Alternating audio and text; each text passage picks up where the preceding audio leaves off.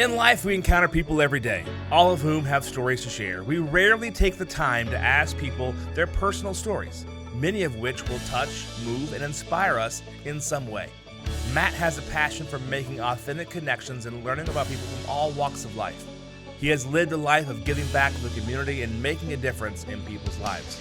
Are you ready to meet fascinating people and hear some inspiring stories? The Matt Hilton Show will introduce you to a world of possibilities you never knew existed. Sit back, be present, and enjoy. Here's your host, Matt Hilton. Hey everyone, Matt Hilton here, the host of the Matt Hilton Show. Thanks for tuning in. Today's episode is a continuation from last week with Toni Caruso. You don't want to miss the rest of her story. Stay tuned for a word from our sponsor. Inspired, experienced, customer-focused. Find a mortgage that fits your needs with Maria Leach at First United Bank Mortgage, specializing in construction and closing all types of loans, including jumbo, portfolio, conventional, FHA, and VA. A tenured team, outstanding service, competitive programs. Finance your dreams with Maria Leach at First United Bank Mortgage. mleach.firstunitedteam.com, 214-316-7915. mleach@firstunitedbank.com. Member FDIC, equal housing lender. You talked about speaking and you know, creating this new company of helping speakers and the business aspect of speaking. Right. What got you interested in that? Had you done speaking before? Well, I've spent a lot of time in the back of the room. So as an event planner, you're sitting in the back of the room and I watch audiences. I don't watch the speaker, I listen to them, but I watch the audience. And my whole business was based on the audience's experience. And if a speaker goes up there and you see the audience are putting their coats on, or they're looking at their phones, or they're talking to the person next to them, or they're getting up and going to the bathroom or getting something to drink, the speaker is not keeping their attention, not keeping them engaged. And I felt bad for the speaker. Then at one event, I had a woman who had paid to be on the stage, paid the host, and she got 20 minutes on the stage. And 20 minutes means you get a handheld microphone. It's just, it's not enough time to wire you all up and everything. And all of a sudden, the day before she was supposed to speak on the stage, I didn't know her. I see this woman speaking with my AV guy and audiovisual guy, and he's running the event. And this woman is taking his attention away. So I went up and I said, "Excuse me, I'm the event producer. Okay, is there something I can help you with?" She goes, "No, I'm just, verifying all the microphones that I'll be using tomorrow. And I want, the Janet Jackson kind of microphone." And I said, "Well, we are only going to give you a handheld for 20 minutes. "Oh no, I have to use my hands." And okay. And the AV guy looked at me like, "It's okay, Toni, I got this." So it's like, all right. So then we have a break and I look, I'm on the stage and she's on the stage mouthing her talk, and she's going from side to side on the stage, practicing where she's going to go, what she's going to, in the event, on the stage during a break. So I went up to her and I said, "I am so sorry. If you need to practice, you can go into the lobby, you can go into your hotel room, there are other rooms, but please not on the stage." And she's like, "Oh, okay." And I learned watching her make all these mistakes that she didn't know what she didn't know. And so I thought, you know what? There's probably a large group of people that they want to be on the stage and they want to speak and share their message, but they don't know the business of it. And so I started really looking into it and talking to speakers and saying, "Well, did you know that if you negotiate this in your contract, you can get this?" And they're like, "No, I didn't know that."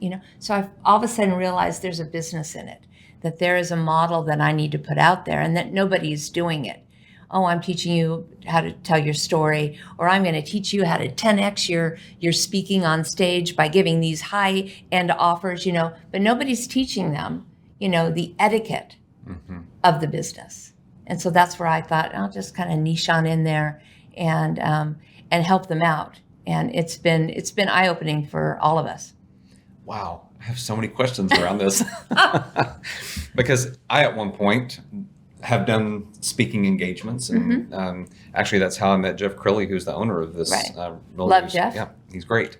And so he got me on a speaker series, right? And so that was a fantastic opportunity. Learned a lot, right? And so when what is the biggest, I guess, faux pas? Yeah, there we go. Thank you. You knew exactly what I was going to ask. What's the biggest faux pas that speakers have? I always tell speakers, the top things they need to remember is, if you're not allowed to sell from the stage, if they say, no, we're not letting you sell from the stage, and you go up and you offer something for a price, you'll never be asked back on that stage ever again. Huge. It's a negative. I told you, because a lot of these entrepreneurial events are built upon the host making the money. So the host is offering from the stage. And if you are up there and you offer and people buy your products, they might not have the money or the time or whatever. They'll be, oh my gosh, I'm already doing his mastermind. I can't buy into yours. So if you are selling from the stage and it is not in your contract that you're allowed to do that, don't ever do it. Now, the best way to say is it all right if I offer a free gift? So you offer a free gift. It's the 10 ways to not make mistakes on stage, whatever that is. Go to this QR code or text this number or fill out this form and I'll send it to you. And to be honest, those are better leads than if you sell from the stage. If you're not really good at selling from the stage and you can only close maybe 10%, isn't it better to close like 75% by getting all those emails? Those people that want that free gift, you get their emails and then you nurture them and have a nurture campaign and you sell them down the line into another product line. Because a lot of times your agreement with the host is you speak for free, and then if you sell from the stage, you have to split 50-50 with the host. So let's say you close 20% of the audience, you make $40,000, 20% goes to the host, 20% goes to you. But if you would have gotten 75% of those emails and nurtured those people and closed 25%, you're going to get 100% of that money. Yeah. So you have to understand the business and understand what is it that you want? What is the end result of you being on the stage? I think a lot of speakers think, I'm just going to get on the stage and share my story and change people's lives. Well, that's all well and good. And if you want to do that, you're going to be paying for your own hotel. You're going to be paying for your airline tickets. You're going to, spend time at these events and you're going to get up there on stage. But how are you going to monetize it? And it's simple ways to monetize, but you just have to know how to work the business of it. Yeah. What is the best way for someone who has a story to tell to get started? I always say, look local. Okay. Start with, depending on, you have to find out who your ideal client is first. You have to sit down and go, is it a man? Is it a woman? Is it both? Are they millennials? Are they senior citizens? Where's that age range? What is their financial income? Are they corporate? Are they employees? Once you know who your ideal client is, now you got to find out where they're hanging out. And you can, easily go onto Instagram or go onto Facebook and start looking and seeing who are they friends with, what events do they go to. It's kind of stalking, but you got to stalk them and figure out who that ideal client is in your area. Where do they go? Do they hang at the Rotary Club? Are they at the Chambers? Or are they in Women in Business? There are all these different groups. Then you go to those groups and you become friends with whoever's running them. And then you say, hey, I would love to share my story with your audience. I don't think too many speakers, if you are not a Brene Brown or Oprah Winfrey, you can't just walk in and say, I want to speak on your stage and people let you. You have to really nurture that relationship and get to know their audience. As a eWomen chapter here in Dallas, I get a lot of emails. Oh, I've got this great person. She'd be wonderful on your stage. And I know that one woman just recently emailed me and said, I'm representing this great speaker. She's written a book. She talks about how your employees can benefit from using these blah, blah, blah. And I'm like, did you research? We're eWomen Network. We're entrepreneurs and small business owners. We're not employees. Right. It's not the right audience. So make sure that when you are pitching to be on a stage, that it's the audience that you want to be in front of, number one, and that your communities match. Yeah. What about TEDx? TEDx, it's funny, I'm doing a training on that next week. Yeah. TEDx is a whole different animal because the judging panels for TEDx it's like 3 people. and one of them might be an academic, and one might be a business owner. You don't know who those judges are, and they may not know anything about what you do. So TEDx is all about telling your personal story, inspirational. You have to have a message that the world wants to hear. And so you have to relate that to what's happening in the world or in your community, because the best way to do a TEDx is start off in a community, and a community that you are a member of, or maybe you grew up there and you don't live there anymore. They like to have community members representing their cities. So let's say you live in Seattle, and right now homelessness is horrible. It's rampant in Seattle. Well, you have a way that you can help the homeless, empower them, or whatever that story is. That is, now it's a community concern. You have a reason that you can help them, and you're also someone who knows the problem because you live in that community. Does that make sense to you? Yeah. Yeah. You just can't go in blind and say, oh, I can change the world and blah, blah, blah. You have to be very focused, and you have to make sure that your message is unique and never done before. So I would search out your topic when you're searching TED Talks, and then put the topic and see if anyone else has done it, because you want it to be different and unique. Yeah. So you said that you have a training coming up for TEDx. Right. So do you help speakers like formulate their speech? I mean, like what all do you, because I know you said you focus on the business part. Right. Do you partner with other people who help speakers? Okay. So we have the eWomen Speakers Network, and it is a membership program, and we do a training a month and a Q&A session a month, plus a lot of other things. But I've been mostly training on just the basics, trying to get you your unique platform, like what makes you so special, why you. So we've been working on that and working on a little bit of the business of it. And I brought in a gentleman who's local here in Dallas who teaches storytelling. So he came in and did a training, and then I've just been learning a lot about the TEDx and the business of TEDx. So I'm going to be doing a training on that. And then Jeff Curley, who you talked about earlier, he's going to be training my group in January on how to get on television and radio and how to make your story matter, that you are the expert in your field and called upon. Yeah. Yeah. So we bring in different specialists. Okay. Yeah, it's pretty fun. Fantastic. So what advice do you have? Again, I had a lot of questions around this. What advice do you have? Because, I have spoken before, and I read my audience. Right. How important is it to a speaker to read the audience? And if you have a speech or something or your talk, your story, and you already have it kind of in your mind, but it's not connecting with your audience, what does a speaker do at that point? Well, they have to change it up.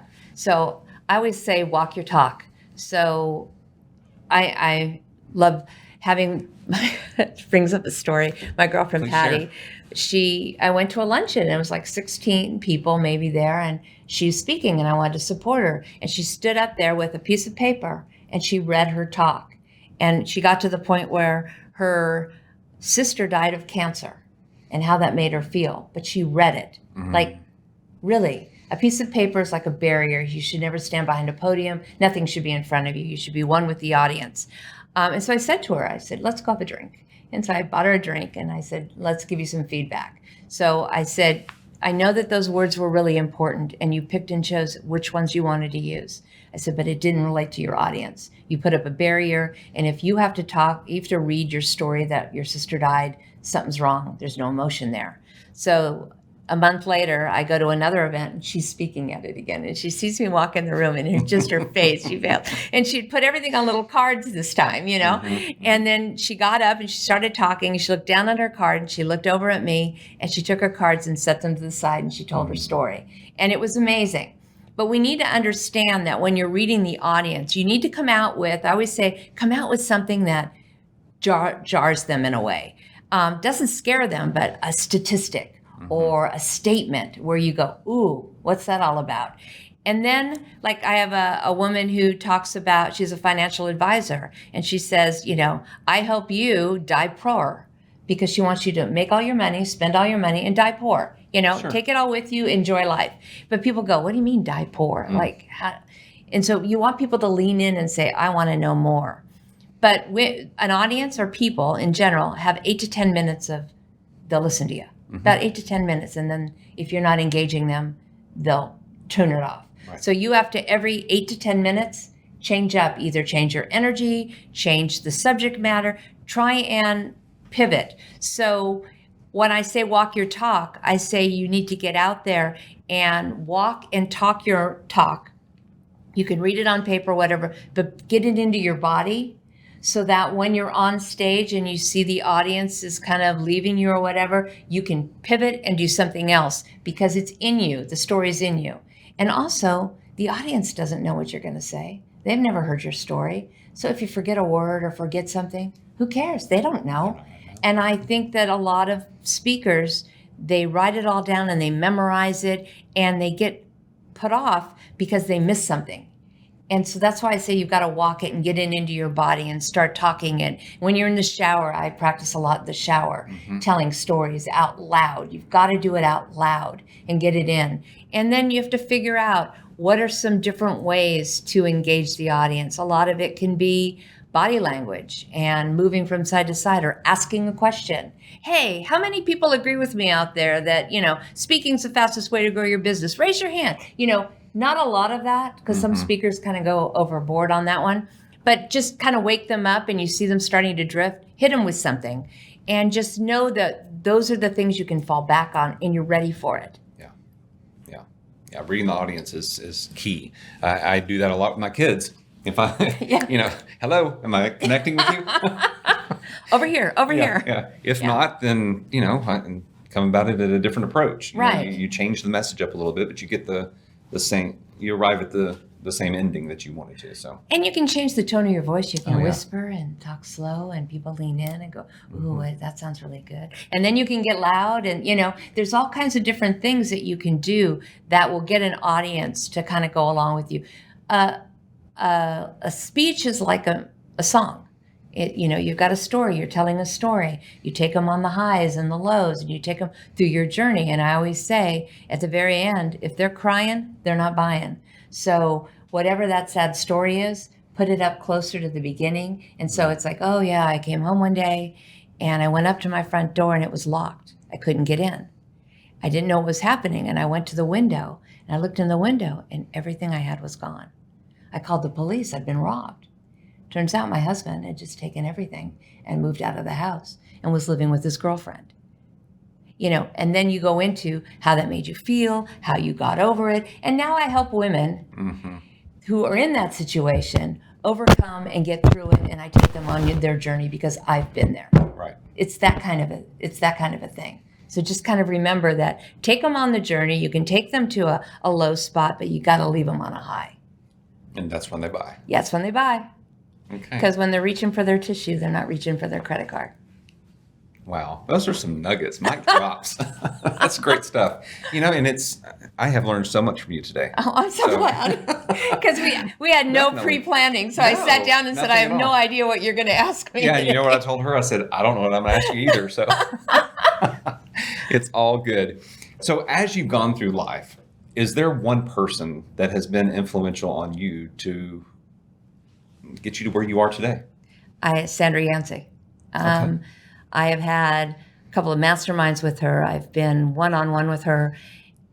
And you need somebody in your life, and I'm glad you brought this up, that sees you bigger than you are.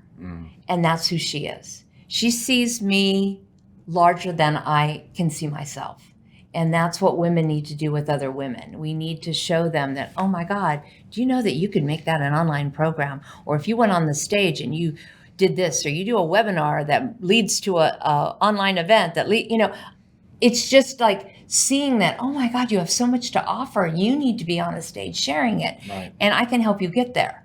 But because I think that we spend a lot of time in our heads, especially solopreneurs, because we're doubting ourselves. Oh, and you're looking at social media and everybody in social media is killing it. They're all making all this money. Sure they are. And they're beautiful and they're thin and they're using all these filters that I just found out about. And behind the scenes, they're sitting on their couch. Yeah. And then you not making money. You get in a room with them and you don't recognize them because they don't look anything like their photos.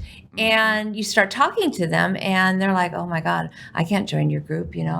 I barely can make the rent. And you're like, oh my goodness, and I believe that you should be yourself and authentic. If you're not authentic, then people will never work with you. If they see behind the scenes and go, oh, she's lying to her audience, then, why would I work with you? Yeah. And that brings up a good point about social media. So social media can be a good catalyst for your business, but it can also be a detriment. Exactly.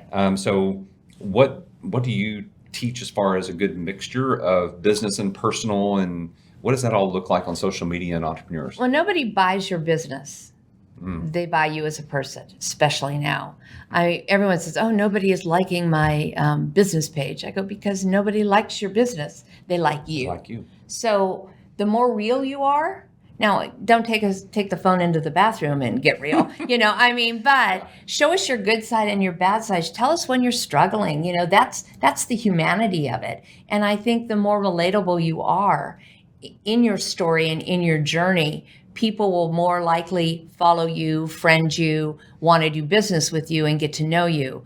The people that are doing just killing it up here and they're perfect and they're beautiful or whatever, that's an ideal that I can't live up to, so I can't relate to that. But I can relate to the woman that wakes up and goes, you know what? I'm showing you no makeup today because that's the kind of day it is, I'm sitting down and I'm drinking a glass of wine and I'm calling it quits because I need a day for me. Yeah. And I'm like, I am so all in with you, lady. I don't know who you are, but I'm going to follow you. When you make mistakes on stage, audiences love it. They love it because then you become real. You're not this thing that you have to live up to, and it's inauthentic. You want to be authentic. You want to tell.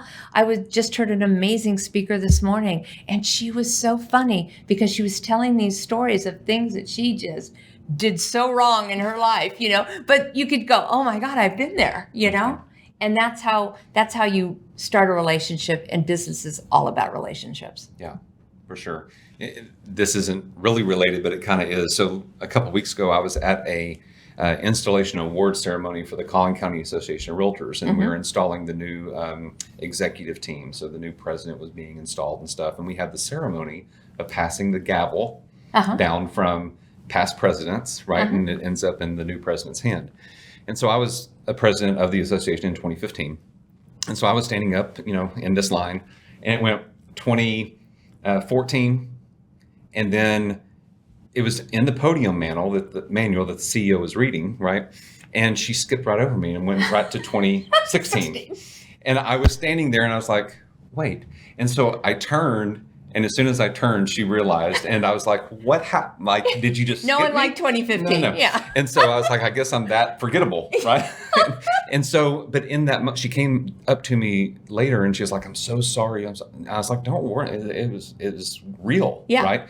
And she said, yeah, and I'm actually glad it happened because it lightened the room. People laughed. It woke them up if they were asleep, right? It was just like it was a real moment. Well, and I bet people afterwards came up to you and go, that was so funny. That was hysterical. Yeah, so you got acknowledged where all the other people just moved a gavel, but they're like, I'm going to remember him. He's the 2015 guy, And so from now on, they're going to call you, you're the 2015 guy. Yeah. But it's a way of getting known. And I love it when something happens on a stage and the person's just like, oh my God, I just messed up, and just go from there. We're all with you because the audience isn't critiquing you, and they want to love you because they've spent money to be in that audience or to be in that event, whatever it is. So they want to have a good time. They want to learn something. So you have to give to them, and don't go on a stage thinking, oh man, I spent $200 for a plane fare and another $189 for the hotel room and a rent-a-car and all this stuff.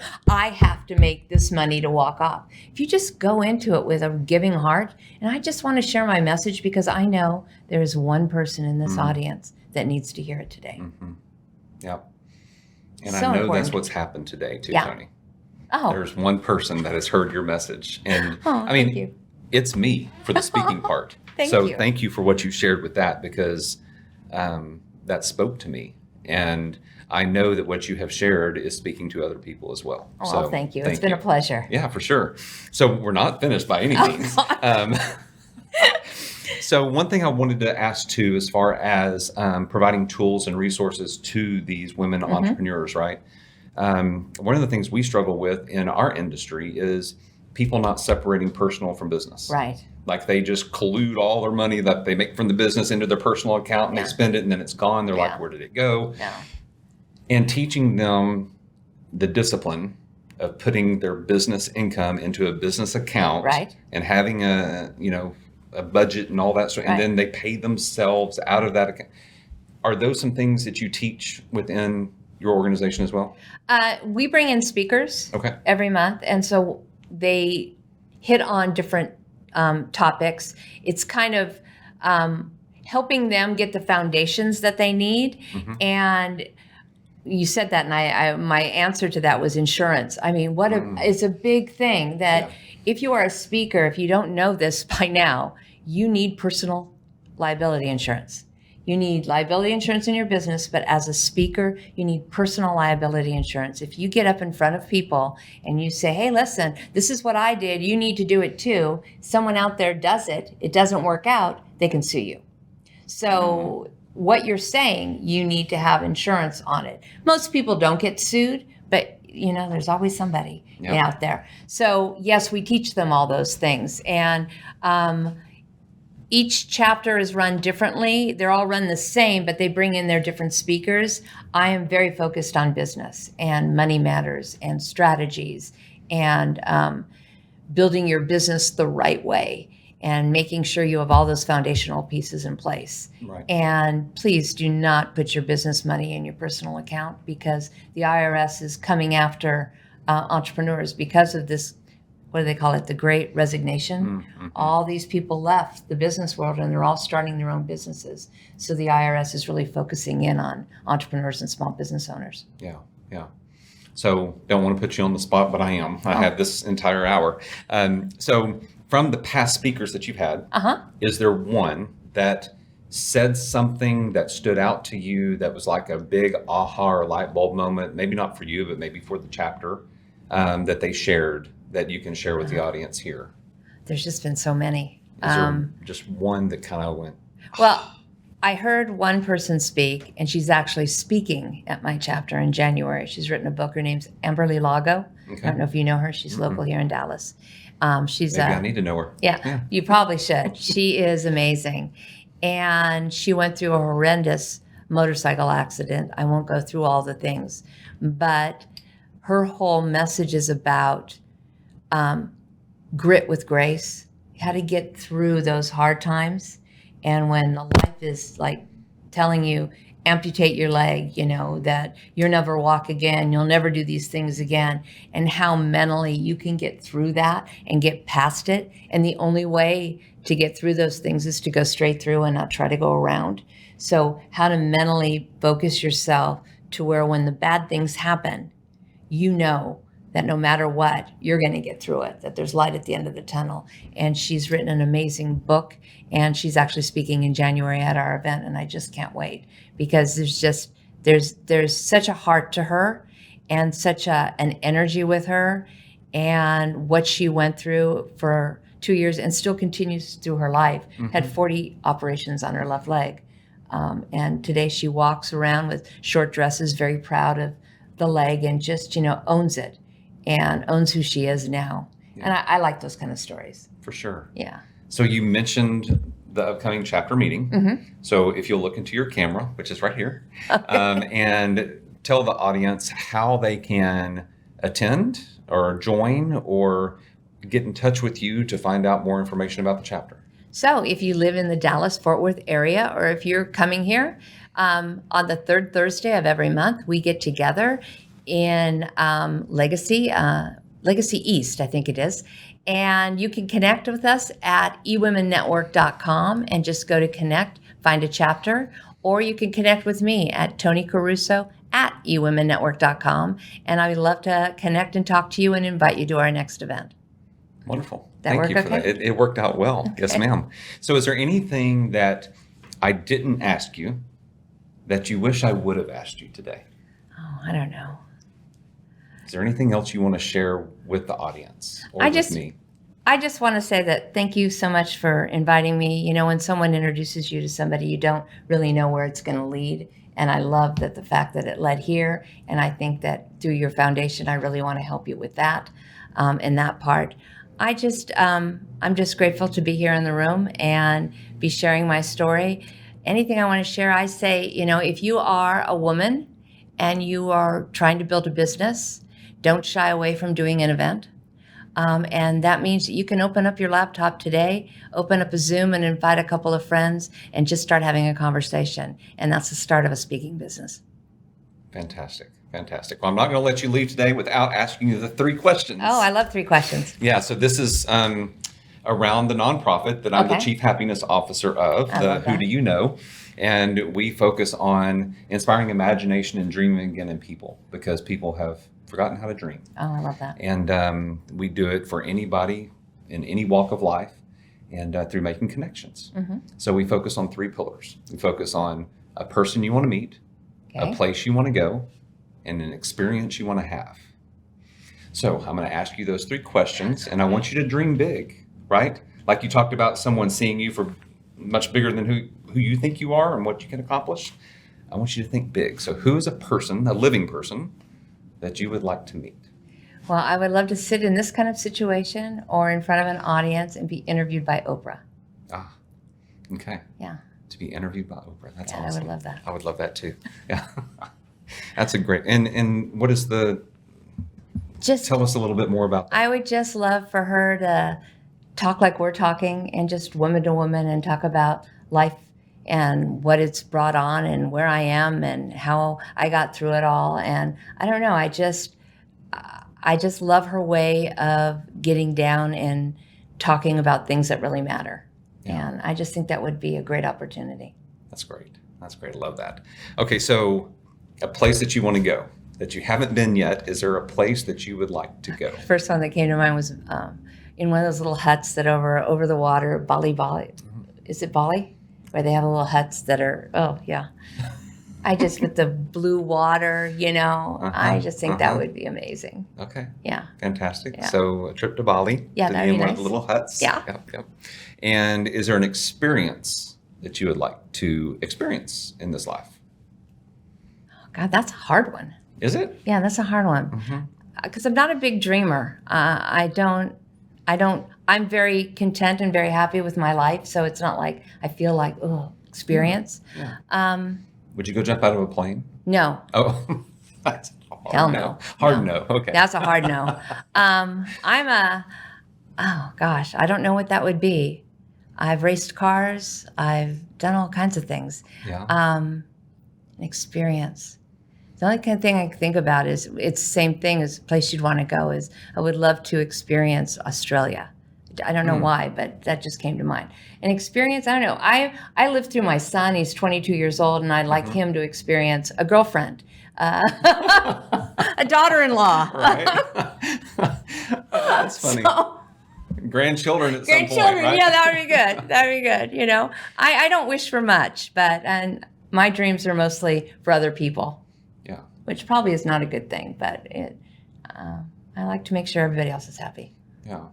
Well, that's one of the reasons I started the nonprofit is because I wanted other people to experience bestowing dreams or making dreams happen for other people. Well, don't you find that when you see somebody and they achieve something, there's just something about that does something to your soul and inside? I love that. I love introducing people and meeting people. And a woman that I was talking to, her husband had been through a horrible motorcycle accident. We happened to go to dinner, and as we're walking out, I go, you should really meet Amberly Lago. She goes, oh my God, I've been trying to meet her for months. I follow her on Instagram, whatever. I go, well, let me introduce you. And I introduced them, and now they're working together. Wow. That just brings joy to me, That's what it's all about. Yeah. For sure. Yeah. Well, thank you so much for being here. Well, thank you so much. It was very fun. I enjoyed it. Yes, ma'am. And wait a minute, we got to thank Lindsay Monahan one more time. Right. Yeah, thank you, Lindsay, for introducing us. For sure. And I know this is not the end because I will be in touch later on as well. Yes, I love it. For sure. All right, y'all. Thank you for tuning in to the Matt Hilton Show. Stay tuned next week as we have another guest who is a fascinating person and probably with an inspiring story. Y'all take care. Bye. The Matt Hilton Show would like to thank our sponsors, Hilton Realty Advisors and Maria Leach with the First United Mortgage Group. The Matt Hilton Show would also like to thank our partners, the Who Do You Know organization. You can find out more at wdyk.org. If you'd like to contact Matt or know a fascinating person with an inspiring story that would make a great guest, reach out to the show at themattHiltonshow@gmail.com.